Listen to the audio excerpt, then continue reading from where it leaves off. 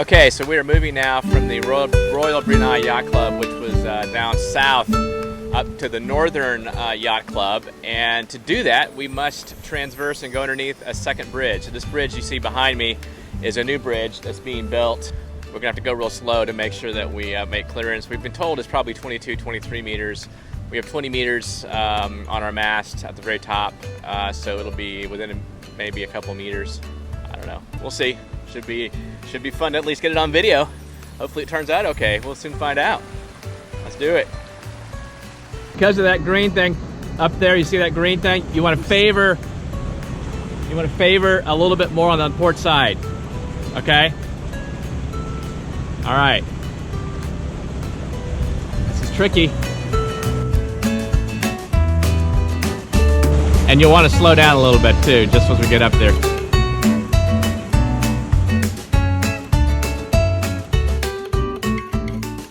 We made it under the bridge with no issues, except higher blood pressure. The perspective of looking up at the mast as it passes under the bottom of the bridge is almost always unnerving, especially when you only have a meter or two of clearance.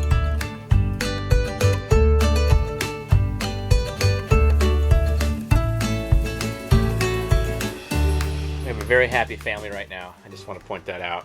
Very blessed to have happy people on a happy boat. You happy, E? Yeah.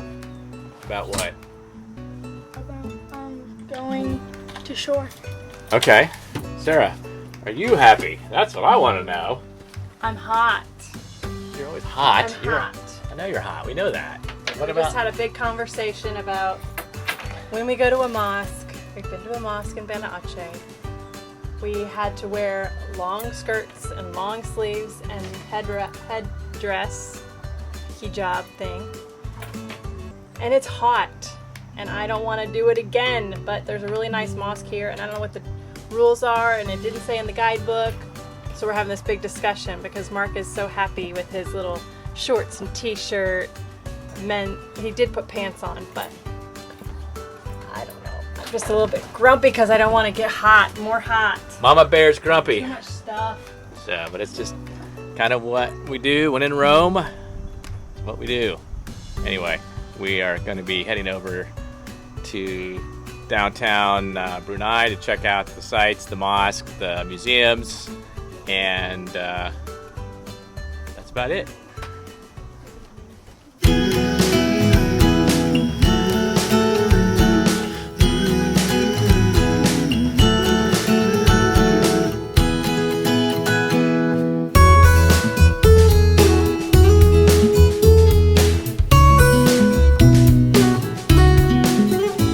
Again, and we are finally here at this beautiful mosque, checking it out, the gold domes, and we're going to take some photos here and go inside and see what it's like inside. Yes? Yes. Yes, and we have to get all dressed up so we are appropriate for our entrance into the mosque. Yes, so let's get that done, guys.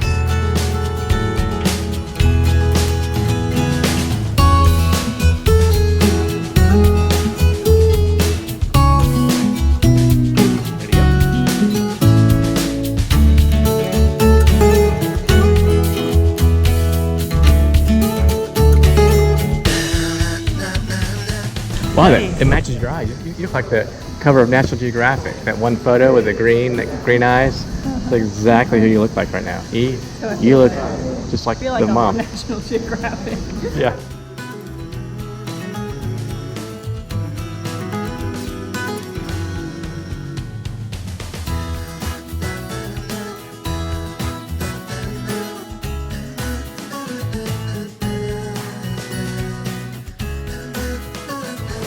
That lady was from the USA, Oh, she was? from San Francisco. Okay. What brought her here? This is her last Southeast Asian country that she had to come visit, so she's been to all the other ones on different trips. But Okay. Wow.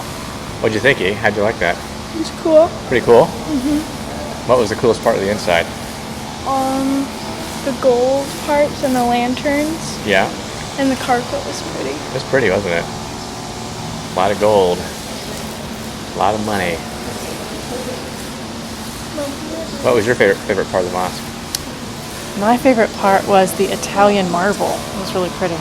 Yeah, it was like a dark brown color. It looked Beautiful. almost like wood. Yeah. Can I take that off?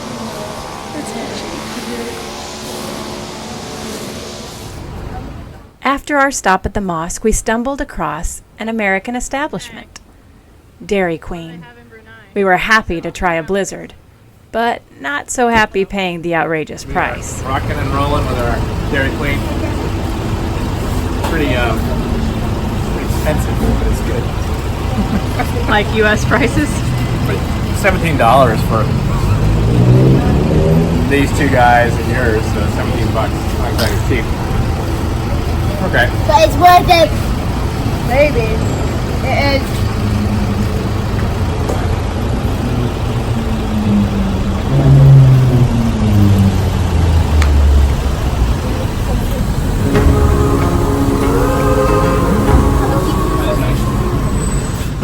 One of the unique locations in Brunei is an expansive water village.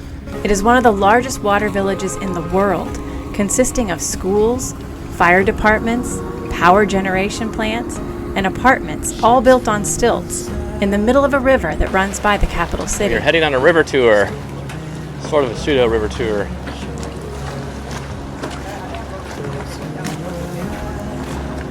Go ahead.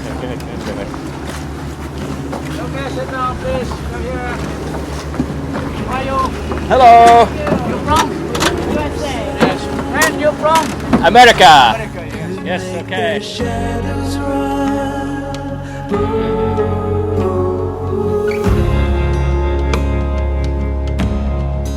All of the Kampong. Ayer. How many people? Oh, very banyak. Many. Paling banyak ini kampung Ayer. Many families. Masih ramai lagi. Okay. Setiap satu kampung, but this one name kampung Mukim Tamoy. Okay. But this one Mukim Tamoy. Mukim Tamoy Tajuddin Hitam, Bendahara Lama, Kamaindra Lama. Dulu kalau sebelum itu Ujung Tanjung. All different Yes, to parts. the past time one in Kampung, to four in Kampung. Wow. Yes. Okay. That's a lot. Big, yeah, big, Big. very big. This one is Starlight, CNI, Okay. Star Plus, America.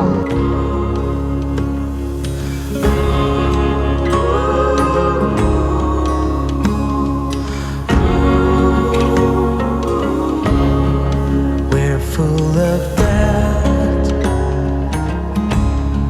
scared of the cost in our own life. But those who are right,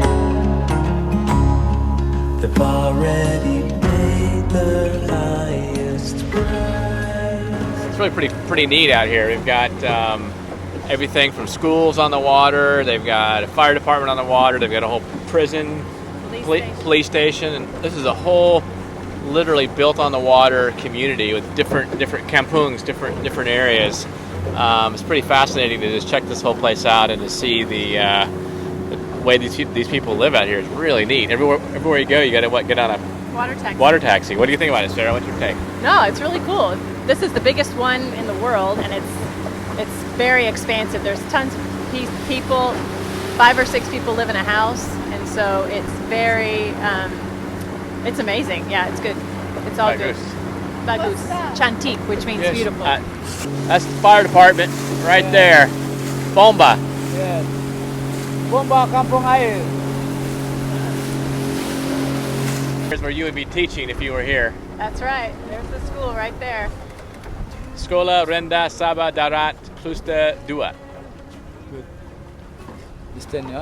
Imagine if you dropped your pencil or your notebook. Yeah, It'd be wet. Thank you. Gone Thank you. Oh. Police station. Police Yes. and the prison on the Police. water. Yeah. Or the prison. Police station Kampung Ayer. Wow, look at that, Michael. That's a prison. You, Thank you want to go? you. You want to go there, Michael? No. No. So look at that. So if you're bad, Thank you. they go there. So look, if you live here, you have to take a water taxi to town, yeah? Yep.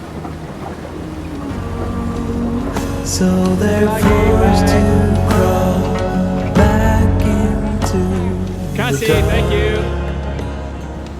After saying goodbye to our guide from the river tour, we head off to experience high tea at the swanky Empire Hotel. For school, the kids and I learned about the history of high tea and what it actually is. I'll let them explain.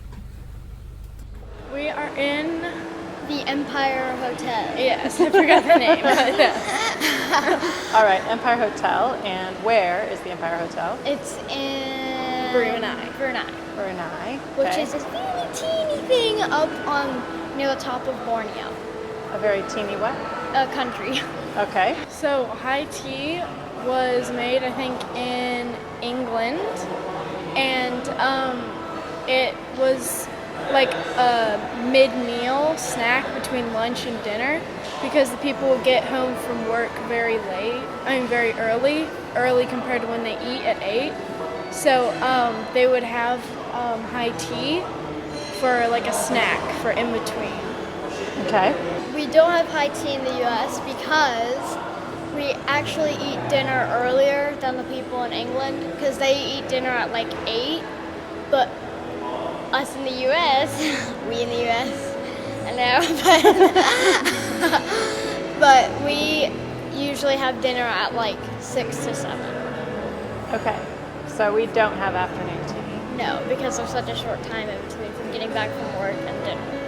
Okay, so we learned also about manners at tea. What, Elizabeth, share with me some manners we need to remember when we're having tea. So you put your napkin on your lap, and Yep, napkin on your lap. do you know what? Yeah, I know one. Okay, go. Take like little bites. Don't be like, oh. Yes. Tell me about your experience today.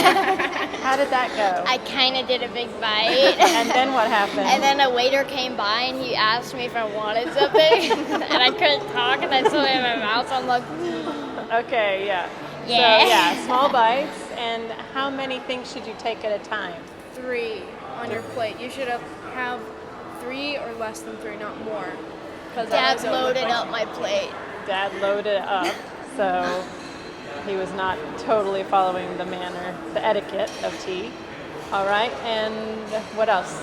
How about tell us what some of the things were. What are some of the things that you can expect to have at a high tea? tea. Yeah. Yeah. And like baked things, meats, like salmon like we had, and like beef, and we can have vegetables. Which there weren't really any vegetables. No, there were not very much vegetables. And like scones. Lots of scones. And what do you put on the scones? Put on cream. And What's it curd. called? No, curd. Clotted cream, Clotted cream. And then you put put on like curd jellies. on it, too. lemon curd, yes. Lemon curd, yes. Okay. And then you put like jellies. Okay. And tell me about the sandwiches. What do they look like? They look like tiny little triangles with like different stuff in it. Sometimes they're like circles, they're like mini bagels, or they're squares, and they have like all different fillings, All right. And the desserts? all different sizes and shapes. Yeah. There was this one that I think it was like a tall, sort of cylindrical dark chocolate shell with weird stuff in the middle. And We are in the Palace Hotel. No, the Empire Hotel. Empire Hotel. Where is like that? a palace. Like a palace. It's pretty big, isn't it? It's Yeah. like everywhere. We had our high tea. High tea, and it was a really good. Well, what do you guys think? Good time or not good It time? was really good. What was your favorite thing? My favorite thing was the passion fruit and like the little pink cookie things. That was good, huh? Yeah. What'd you like, E? The almond, the pecan. Pecan pie. Yes. I like the salmon, smoked salmon on the little mini bagel. Yeah, that was good. I like that one, and I like the chicken tandoori little on a pita. Yeah. And now I Cute. feel like I'm stuffed for turkey ready for Thanksgiving. Okay, we'll eat you for Thanksgiving, okay? All right, let's get back to the boat. We'll be leaving this wealthy, oil-rich country and heading back to Malaysia to continue around the top of Borneo. We're looking forward to our next couple of stops, and we'll be learning about the unique World War II history of this area.